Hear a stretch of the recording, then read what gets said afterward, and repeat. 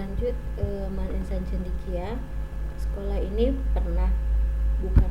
sampai saat ini mengklaim bahwa untuk masuk ke sekolah Man Insan Cendekia ini memerlukan kalian harus melewati seleksi yang sangat ketat. Bahkan anak menteri saja pun bisa tidak diterima di sekolah ini. Jadi jangan berharap masuk Man Insan Cendekia kalau kalian punya pikiran-pikiran negatif, kalau kalian ingin masuk melewati jalur-jalur khusus.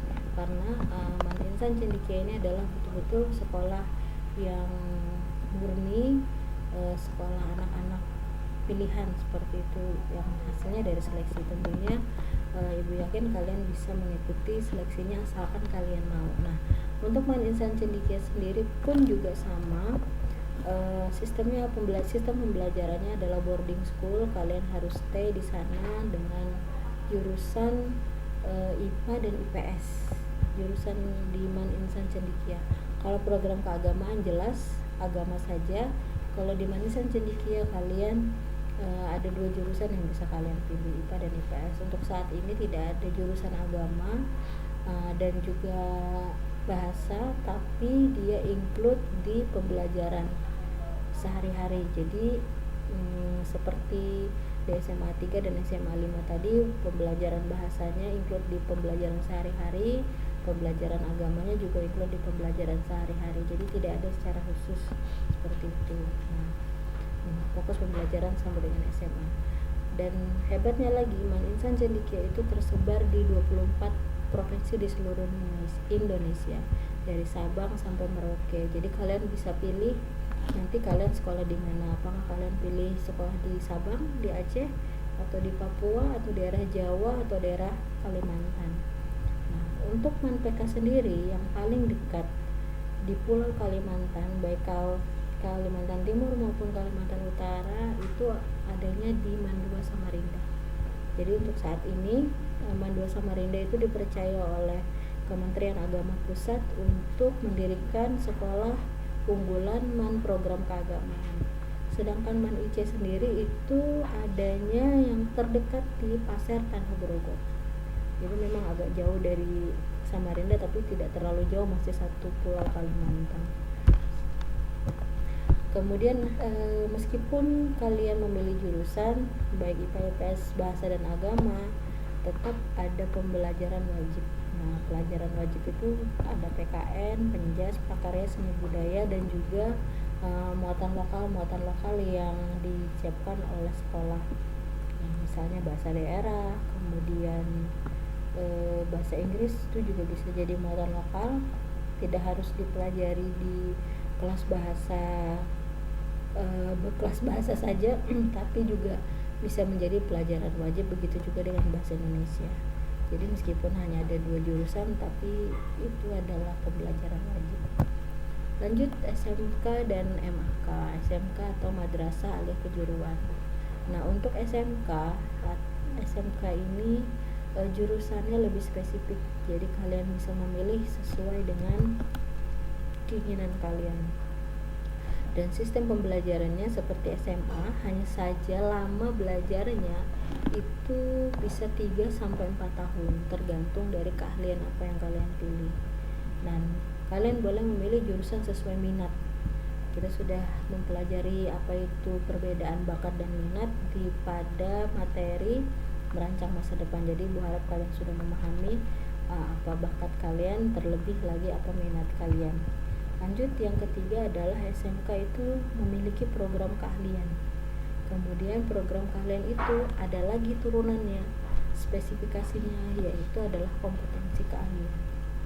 Ini contohnya program keahlian. Contoh dari program keahlian itu ada akuntansi dan keuangan. Ini misalnya kalian mau sekolah di SMK 1, kalian pilih jurusan akuntansi dan keuangan. Ketika kalian memilih jurusan akuntansi dan keuangan, maka kalian akan diarahkan lagi ke kelas khusus. Nah, misalnya di SMK 1 memiliki 3 kelas, akuntansi dan keuangan lembaga, perbankan dan keuangan mikro, atau perbankan syariah. Jadi ini secara umum pilihan jurusannya, ini secara spesifik. disebut dengan kompetensi keahlian. Kalian misalnya pilih perbankan syariah, maka yang akan kalian pelajari adalah tentang perbankan. Bagaimana perbankan syariah, mulai dari administrasi, mulai dari pelayanan, mulai dari pengrekrutan nasabah dan lain-lain. Jadi semua hal yang berkaitan dengan perbankan syariah akan dibahas di kompetensi keahlian ini. Dan sayangnya kompetensi keahlian hanya bisa dipilih satu. Jadi kalian memang apabila ingin masuk SMK harus menentukan secara benar dan secara tepat kira-kira kalian mau mendalami bidang kompetensi keahlian yang mana. Apa saja sih program keahlian dan kompetensi keahlian? Kalian bisa cari informasinya di internet. Kalian bisa download. Kebetulan Ibu punya ambil sumber ini di Genius.net. Dia menyiapkan ada 9 tabel program keahlian dan kompetensi keahlian. Kalian bisa searching sendiri gunakan Google kalian. Lanjut, MAK untuk di Samarinda sayangnya belum ada. Dan ini juga termasuk program unggulannya Kementerian Agama. Hanya saja cabang untuk di Kalimantan Timur dan Kalimantan Utara sepertinya belum. Mungkin kedepannya akan dibangun. Tapi secara spesifik secara umum di MAK ini akan kita rasakan apabila kamu memilih sekolah di MAN 1 Samarinda. Kenapa ada di MAN 1? MAN 1 itu memang tidak memiliki program keahlian dan juga kompetensi keahlian, tapi mereka memiliki yang namanya jalur vokasi atau keterampilan. Vokasi atau keterampilan ini bisa kalian ambil, bisa kalian pilih apabila kalian di MAN 1 sebagai modal hard skill kalian. Jadi bukan cuma soft skill yang akan dipelajari di sana, tapi juga ada hard skill. Nah, di MAN 1 Samarinda sendiri menawarkan 5 jalur vokasi. Yang pertama ada tata busana, kalian belajar menjahit, membuat pola dan lain-lain sebagai hard skill, sebagai bekal kalian. Ada tata boga, memasak, entah itu memasak makanan sehari-hari, hidangan hari-hari atau patisserie. Kemudian ada teknik komputer jaringan, teknik pengelasan, dan teknik kendaraan ringan otomotif. Itu untuk MAK. Jadi meskipun tidak ada MAK secara khusus sekolahnya, tapi MAN 1 menawarkan vokasi atau keterampilan seperti itu. Nah, ini hal-hal yang harus diperhatikan dalam memilih SMK atau MAK. Yang pertama ini tadi, temukan bakat dan potensi. Potensi ini bisa berkaitan dengan minat. Kalau kalian bingung menentukan bakat, maka paling tidak kalian bisa menentukan minat kalian. Kemudian sebaiknya disesuaikan dengan cita-cita. Misalnya kalian ingin menjadi perawat atau dokter.